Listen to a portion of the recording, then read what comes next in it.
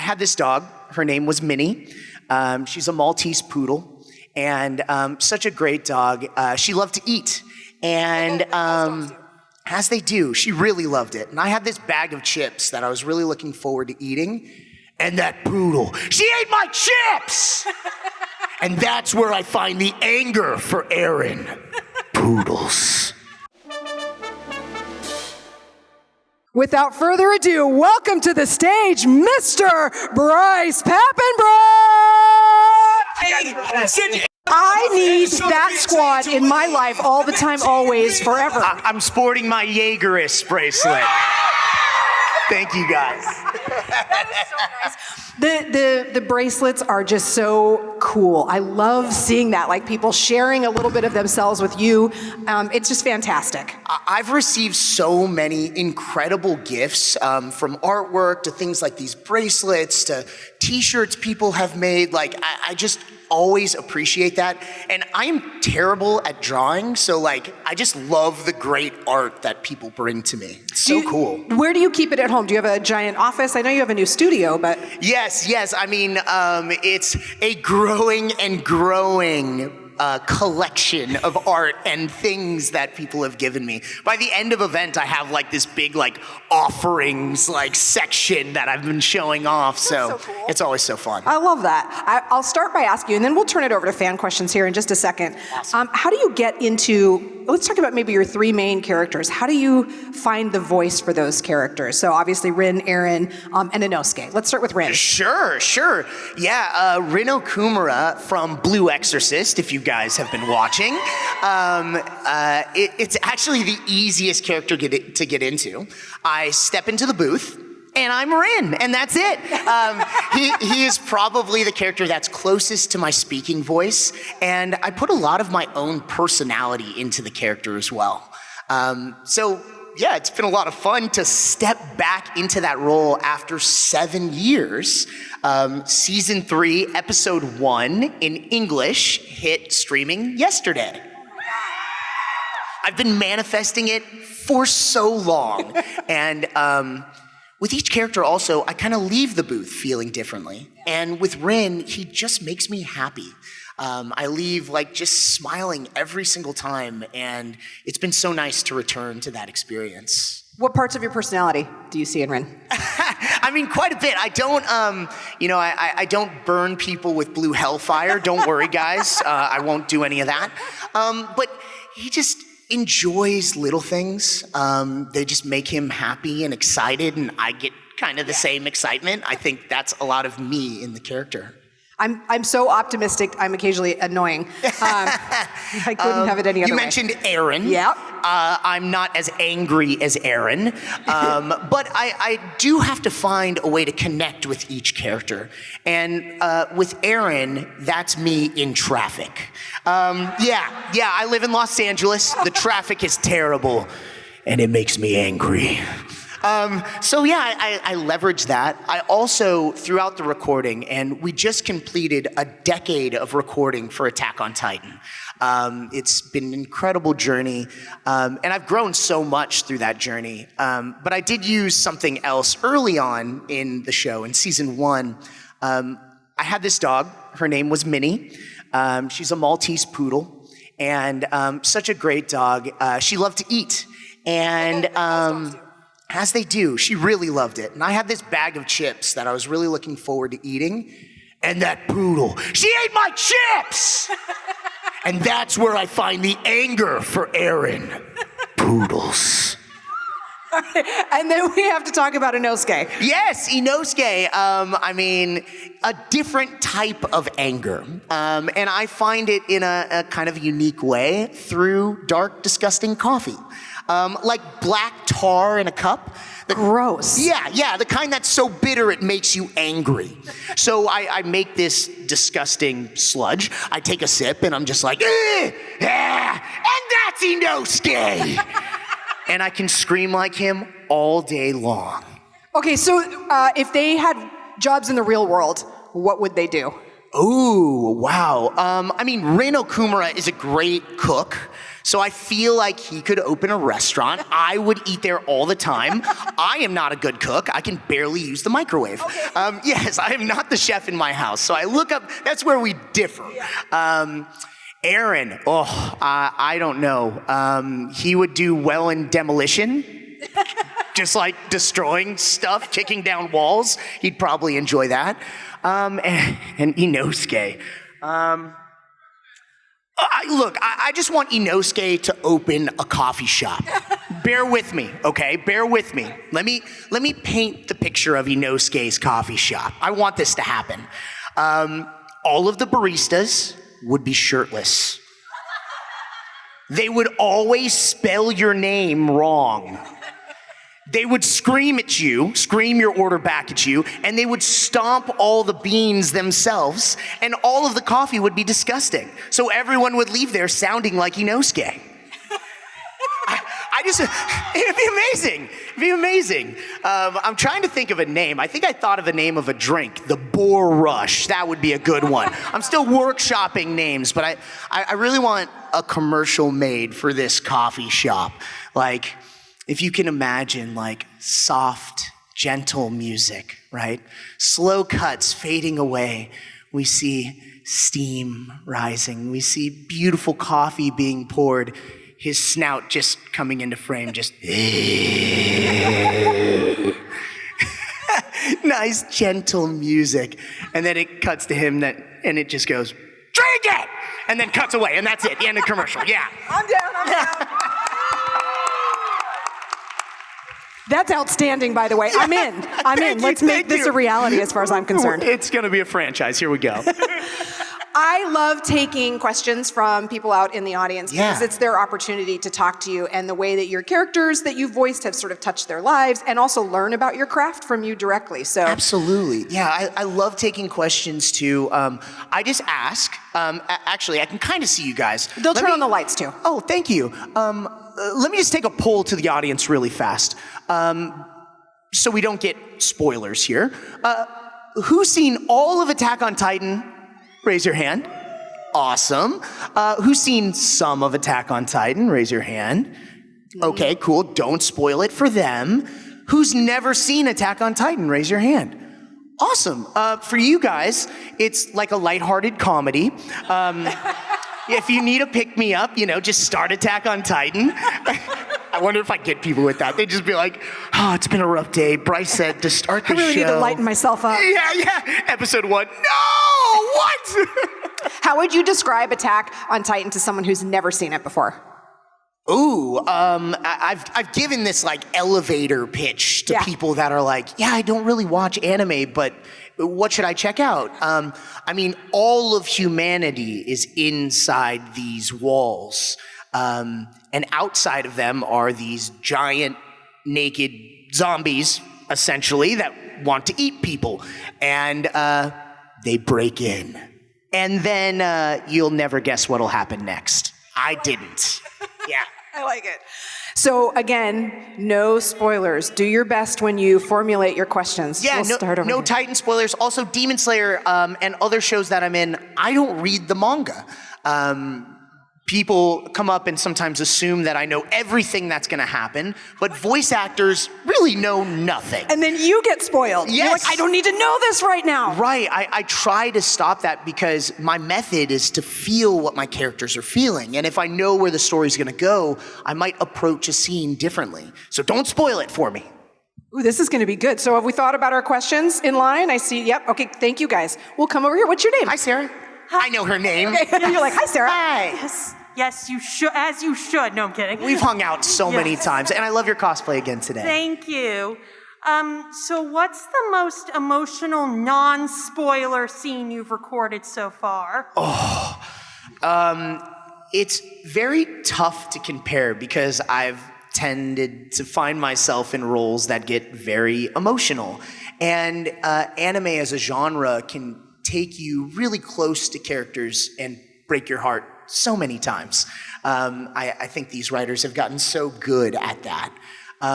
I mean, it's so tough. It just depends on the show.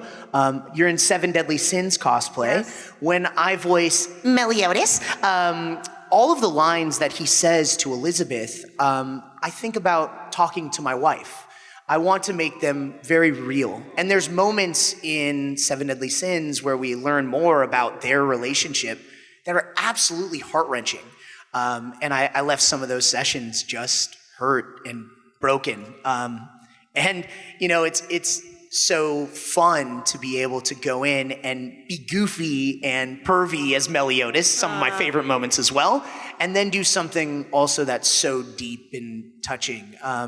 It really gives a nice rounded character and a lot to play with. So yeah, I mean, it just depends on the day. Thank you. Good to see you again. Great to see you too. So basically, you leave the booth, you're emotional, you're feeling super heavy, and you say, you know what, I'm going to go put on a light show like Attack of the Titan and just see how it goes. That's exactly how it goes. I need something to pick me up. Let's throw on Attack on Titan. Hi, a question over here. And I just really want to know, what are your opinions of Sword Art Online Abridged?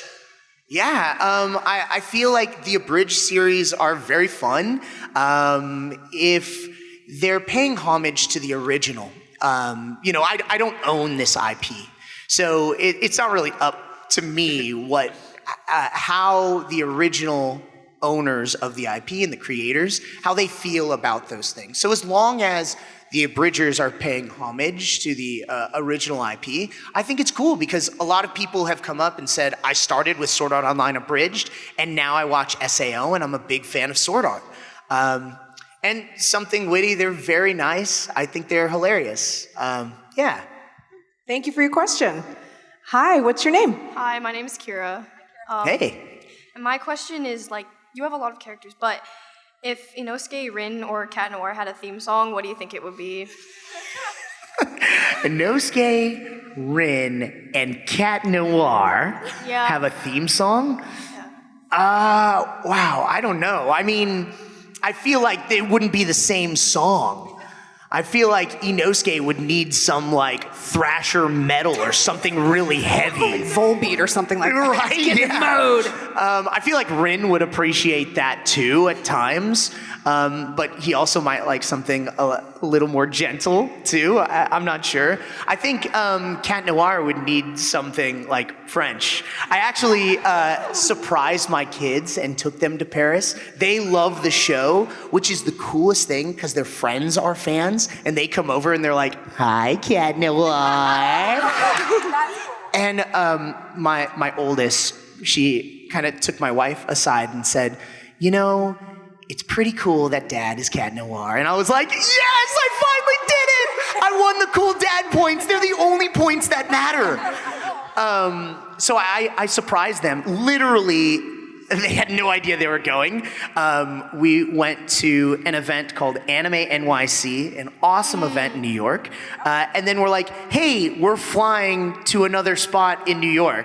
They had no idea. We went to the airport, we got on the plane, and they're like, and JFK to Paris? And my daughter's like, did they just say Paris? And I filmed the whole thing. She's like, are we going to Paris? I'm like, yeah, got her. So totally surprised them. And in Paris, I just kept putting on like Parisian coffee music. Like, I just imagine like Cat Noir just like strolling to this nice Parisian coffee drinking music. Yeah. What song would you pick? For Cat Noir? Or I mean, if it's all together. I mean, Cat Noir, because, like, in the movie, he listens to that romance music because he's a hopeless romantic. Poor guy. Careless Whispers, Careless Whispers. With God as my witness, that was in my head, and I almost said it out loud, and I was like, it's not about me, so thank you. He literally sits in his room and listens to it, and Ladybug's like, hello. And he's like, oh, she doesn't love me. But are there any songs that are just full of cat puns? Those would work too. Probably. But Inosuke would be like heavy metal music. I think so. Really playing really loudly, so it would hurt Zenitsu's ears. We're all in agreement on that. Hi, Jeff. How are you? Hey, Steph. Doing good. Good. We love Jeff. Awesome. How's it going? Oh, it goes. Anyways, my question to you is, you've voiced over so many different characters, And I've won the anime lottery, yes. Exactly. I've been so fortunate. So my question is, how do you keep all the voices straight in your head? Yeah, it just depends. Also, I have tricks for each character. Like I mentioned Meliodas, and what I do is I raise my eyebrows so high it stretches out my vocal cords. I also play Zeldris, his twin brother, and I lower my eyebrows. It's all in the eyebrows. It works really well. I mentioned Coffee for Inosuke. Rin, I do literally nothing. Kirito, I think about putting my voice in the back of my throat, and I always do this one. If I die in the game, I die in real life. Gotta make a fist too. Yeah, it helps. When we record these shows, we also have what's called a vocal ref. So the first session, we kind of establish the character, and we'll play and change the voice a bit, and once we find it, they'll record those vocal refs, and they play them for you when you start the session. Because sometimes you start your morning as Cat Noir, and, to Christina, I'd say, hello, m'lady. And then in the afternoon, I'll be Meliodas, and to Christina, I'll be like, can we eat that piggy? Good times. It's interesting, you've been in so many shows, but you've got some advice maybe to offer for aspiring vocal actors, which is you will audition a lot. Yeah, that is the job. I think what you see very clearly, especially at these events, are like our posters with all of our success on them. But what you don't see is the graveyard of auditions that is my outbox. I tell people if you book 1 out of 100 auditions, you're doing incredibly well as a voice actor. It's just what comes with the territory. And that hard work is what it takes. So it's good advice for anyone out there interested in pursuing the craft. Hi, question over here. What's your name? Hi, I'm Maggie, and my question was related to Sword Art Online. And it's have you started filming anything for the new upcoming movie? And if not, which arc was the hardest for you to get into character for? So I haven't heard anything about a new upcoming movie. If you have, and there's something out there publicly, tag me, so I can see it too, because they don't tell us anything. Because, we talk for a living and we're probably going to say the wrong thing. So if we don't know, we can't say anything wrong. So a few people have mentioned, this is coming for Sword Art. I'm like, that's news to me. I'd love to see it. And which arc was the most difficult? Again, there's challenges in each one. I feel like in the Aincrad, in that first arc, it was kind of like finding the intensity of the character. I've been a fan of that show forever. Matsuoka-san is the Japanese seiyuu who plays Kirito. He also plays Inosuke. I'm a big fan of his performance as Kirito.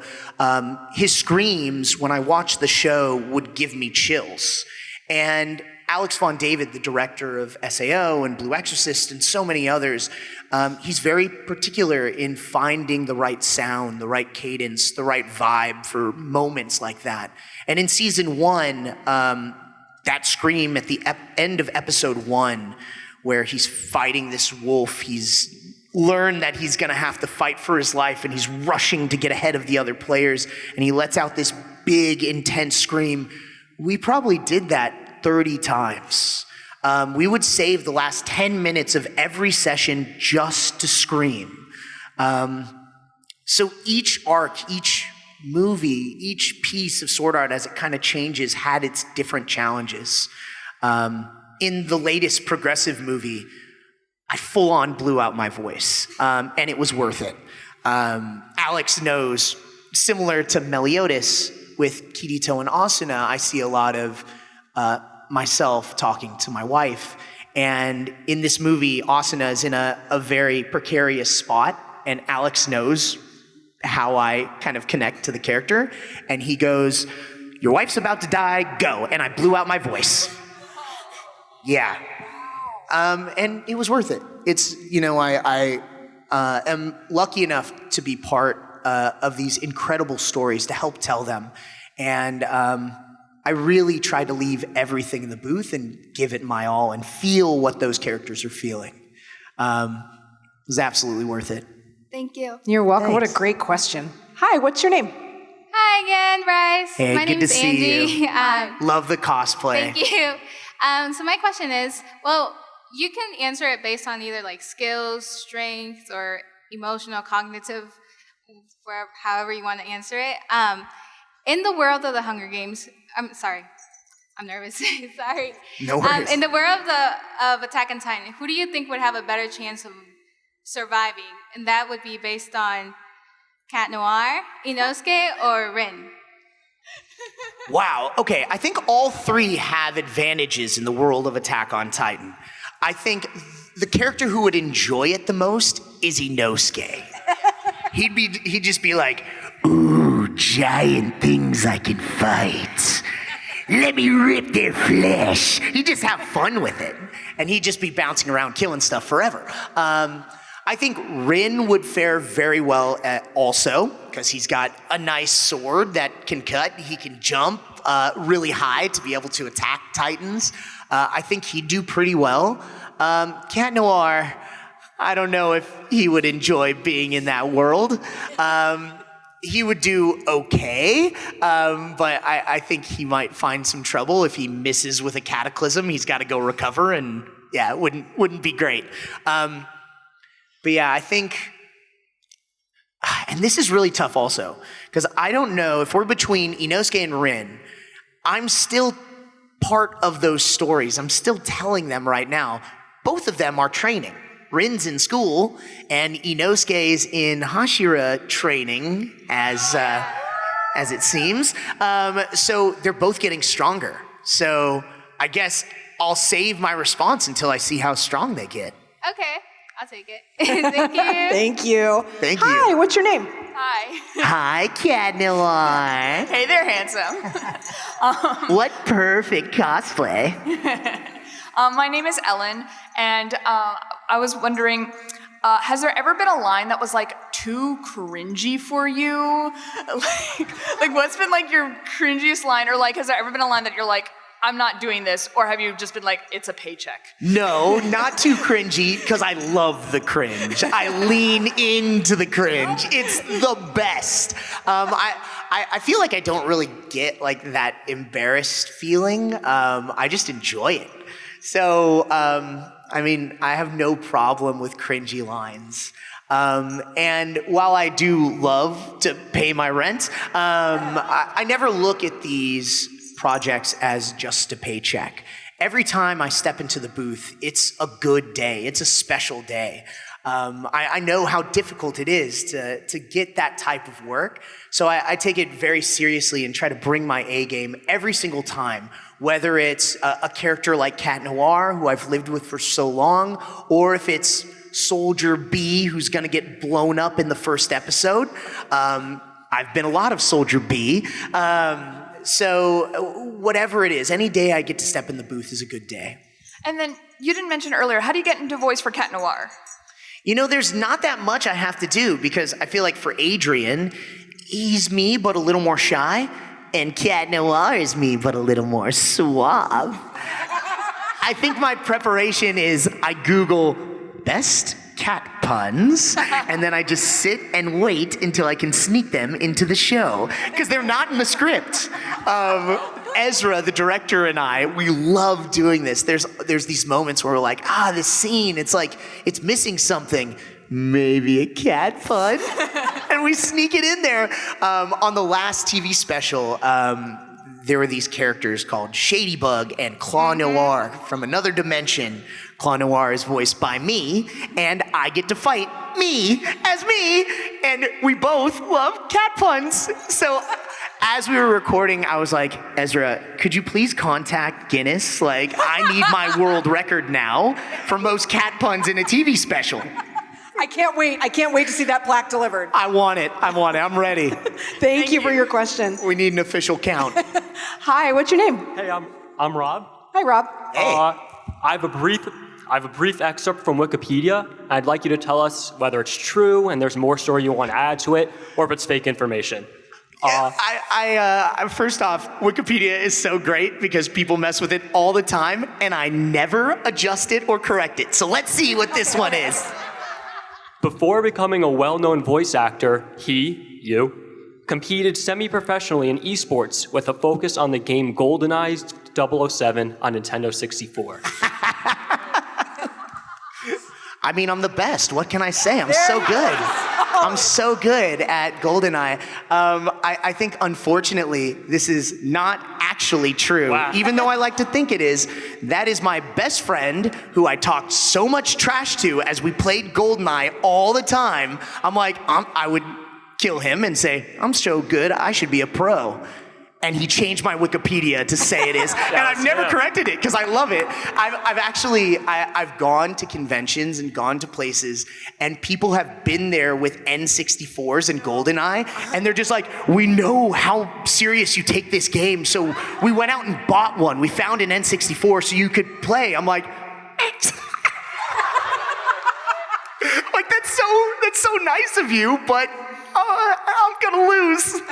That's awesome. Thank you. Yeah. Wait, but you really could kick butt, though. You do train physically. You're into. I want to make sure that part's true, because now my whole life is a lie. Outside of GoldenEye, yes, I've been a martial arts practitioner. That was my first passion. My mom started me in a style called Tong Sudo when I was just under 5. It's the same style that Chuck Norris does, and in this crazy world that has become my life, I've actually done events with Chuck Norris and met him so many times. What an amazing guy. So I've loved martial arts, and I still train. I actually taught boxing and Muay Thai, so I still train a little bit of Muay Thai, and I'm relatively new to Brazilian Jiu-Jitsu. I'm a full-on white belt, which means that I go to class and get choked out. There's other actors that do some of these events that are really great martial artists. One of the guys that I've worked with quite a bit, Johnny Young Bosch, if you know him, Johnny is a legit martial artist, and for a little time when our schedules aligned, he would come to my house and pick me up before the sun rised. We would go and train, and he would choke me out. It was great. So I was just getting choked out by a Power Ranger. Actually, Steve Cardenas, who's a legitimate Brazilian Jiu-Jitsu black belt, was kind of teaching us and instructing us. So it was 2 Power Rangers choking me out before the sun came up. Good times. Confirmed. You've heard it here first. Hi, question over here. What's your name? My name is Cheyenne Hayes. My first anime was actually Sword Art Online. So awesome. Kirito was my guy for a while, but my favorite role of yours is Shiro from Fate. Yeah. I wanted to ask, how did you get the voice down for Shiro? How did I get cast in the role? Yeah. Yeah, I auditioned. I've been fortunate enough to be able to read for many of the lead roles in anime and shows. I had just been cast as something else, and I got the audition for Shiro, and I thought, this show has so much history. It's kind of a legacy role. They were looking for a fresh take on the character because Sam Riegel plays Shiro in the original, and I take on the role starting at Unlimited Blade Works, which I refer to as unlimited budget because of how much that animation must have cost. It's beautiful. So I got the audition, and I'm like, there's no way it's gonna line up, and went in, gave it everything I could, and connected with the character right away and was cast. I couldn't believe it. I was really lucky that Tony Oliver was the director of the series. He had been the original director, had gone through all of the Fate anime in English. So he just knew the lore so incredibly well. And with that show, every line is intentional. So we would really take a lot of time to talk about, why is Shiro saying this? Why is he saying it in this way? What does this piece mean? And we kind of put that show all together piece by piece, and I just love how it turned out. I really want Ufotable to redo that first path with Saber, putting it out in the world to manifest it. It would be so cool.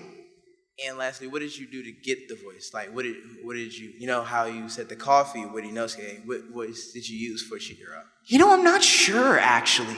Shiro, is just one of those characters where I would step in and just kind of look at the character and just go.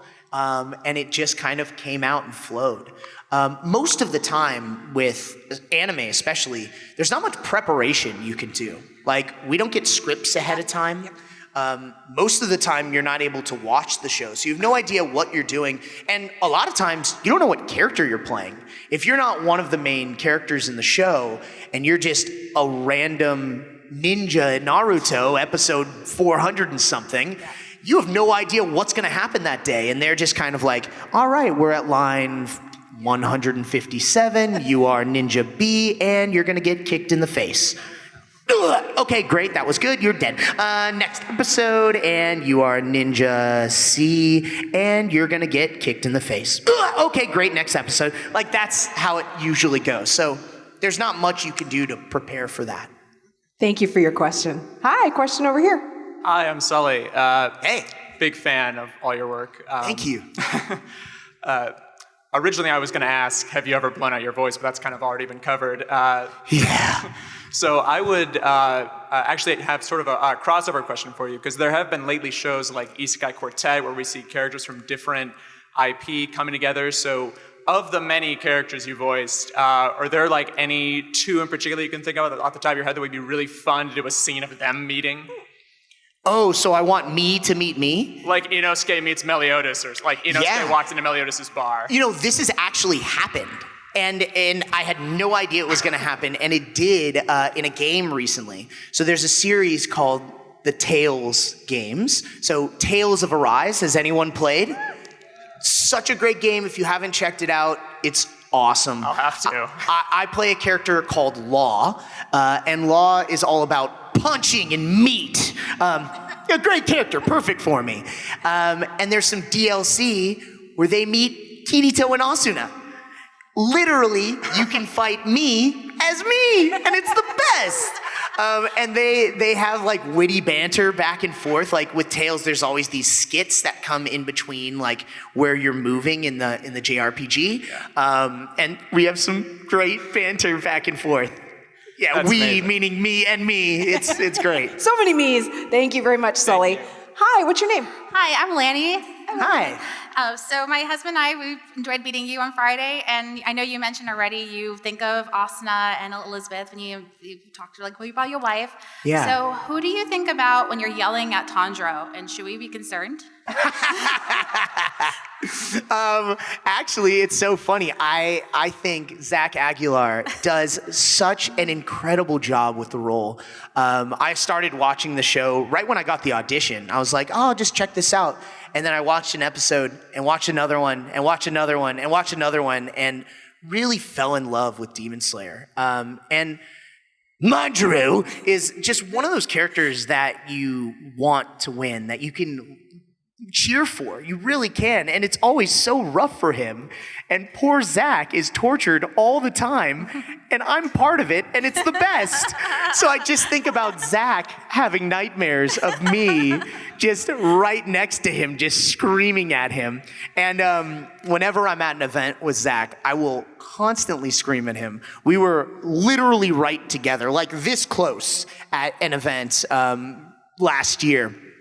And the staff brought him a counter to count how many times I yelled at him through the weekend. We cleared 100. It was so fun, and it's great to see Zach slowly get broken down as the event goes on. Like the first time I do it, he's just like, "Hey." Then the next time I do it, he's like, "Hey." And by the end, he's just like, "That's not my name." It's great. So I think of Zach crying. That's and awesome. Yeah, I could do it all day long. Thank you so much. Thank you. Hi, what's your name? Hi, I'm Ashley. Hi. Okay, so it's for Miraculous Ladybug. Sure. So I know you voiced Cat Noir and Adrian, but you were surprised on also voicing Felix. Yes.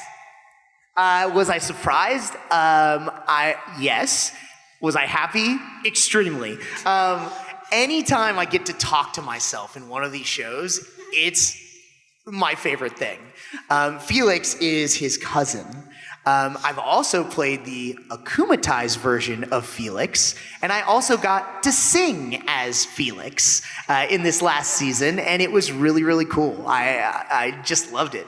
But yes, I was very surprised, and as we see more of Felix, his story just becomes more and more intriguing. It's like I've played him so dark in this last season, and I never thought that we would be able to do those types of things in a show like Miraculous Ladybug. Where the themes have gone are just so much more mature than when the show started. Have you watched Miraculous Ladybug? I'll explain the show to you. It's set in Paris, France. There are superheroes, Ladybug and Cat Noir, who do not know each other's secret identities. There's someone in the city that is changed or akumatized into a bad guy, and they transform and fight the bad guy and save the day. Very much like Sailor Moon. And every episode, it's like a new person is akumatized and they save the day. And that kept happening and happening. But then all these other little side stories started coming out. There's this love square. You guys know the love square? It's a square because they don't know each other's identities. And people like to connect them or ship them together. I ship the whole square. I want them to end up together in like 15 years because I love my job and I feel like that's the end of the show. So yeah, little job security. Let's let them end up together, but way down the line. So yeah, there's all these side stories. And in this latest season, like it's gotten so deep with the lore and who these characters are and where their powers came from and finding out other people's secret identities, and once that happens, how they'll react and other powers coming out. Like, it's just gotten so interesting. It's one of those shows that I feel I've met so many parents who are like, I started watching this show with my 2-year-old, and now I've watched every episode. I'm the, like I start to talk to their kids like, hey there, I'm Cat Noir. And they're like, no. I'm the fan of this show. Like, direct that all. I want all the cat puns. It's fun to see your passion and the way you're discovering that in the show itself, right? As opposed to getting something where you have the whole script in front of you, you know exactly how it, to be a part of that, getting in the booth and being like, oh, here we go. We're going to unpack this today. And the end of season 5, for anyone who's seen it, that happened while I was in the studio, and I was like, wait, really? This is crazy. So if you haven't seen it, go check it out. Thank you for the recommendation. I appreciate it. Yeah. We were talking backstage, anime nerd, so it's nice to have a recommendation from someone who knows. It's really fun. We have just a couple minutes left. Question over here? I love your Don Pachiro Kamaboko cosplay. Thank you. I got that right? Yes. Manjiro. Tantaro? Tantaro. The guy with the hard head. Let's just go with that. My name is Kamari. So if you put the 4 characters, Aaron, Ren, Inosuke, and Cat Noir in a room, who do you think would win in a fight? You know, they live in my head. They all yell really loud. You want them screaming in there? I have a really difficult time with these questions. One, for the reason I mentioned before, like, we're still learning more and more about these characters. But if I want to take them at where they are in my journey of the stories, like where they are in the anime, in the cartoon, or to the very end of Attack on Titan, I mean, Aaron's pretty strong at that point. But the others are still training, so who knows? But if we're looking at them kind of where we are in their journeys, Aaron's doing pretty well. Thank you. Okay, and we'll go over here just so we can get in one more question. Thank you so much. Hi. Hi, I'm Jennifer, also unicorn, and Inosuke wants to fight me. Yes. I remember our fight, unicorn. When Inosuke's attacking something that shouldn't be attacked because he just doesn't know what it is, what's that like for you? Is it hard for you to get into that with him? Like, you mean like trees? The train too? A train specifically? The beast of the land? Right, is it hard for you to get into that role when you do that, since it's something you're familiar with, but he's not? I mean, I'm familiar with headbutting trees as well. I train just like Inosuke. I think it's hilarious whenever he does that. Like, there's these moments where there's a scene going on, and in the back, Inosuke's just like, just headbutting trees to get his head stronger. The train is my favorite one, though. I love it. He was right the whole time. Spoiler. He knows. He knows what's going on. I think Inosuke knows more than he's letting on. Actually, I have no idea. We know very little about Inosuke. We haven't gotten any backstory. We don't know much at all. I know that he has the ugliest cry of all the characters, but not much more than that. So I hope we learn more about Inosuke. Thank you. I want to ask, as we wrap this up, what is the best part about your job? There's so much I love about it. But in all honesty, these experiences at events are my favorite thing. We work in soundproof rooms by ourselves. You pour your heart into the mic and you hope someone hears it. And at these events, this is where you learn that your work is being seen and heard, that it's affecting people in positive ways, that it's motivating people to do things. I met an Inosuke cosplayer this weekend that told me he had been training for months to show off that cosplay. He was ripped. And he's like, I'm at the gym and I just hear your voice telling me to keep going, to lift harder. And it's so incredible that happened. So yeah, thank you guys for allowing me to do these things, to meet so many great people and to share your stories back with me of how my insanity in this soundproof bubble connected to you. It's the coolest thing ever. Bryce, I want to take a picture so I can remember sharing the stage with you because this is amazing. All right, you guys, give it up for Mr. Bryce Papenbrook! This is Kari Walgren, and you're watching Fandom Spotlight. Be sure to like and subscribe. Plus, remember to have fun and follow your fandom.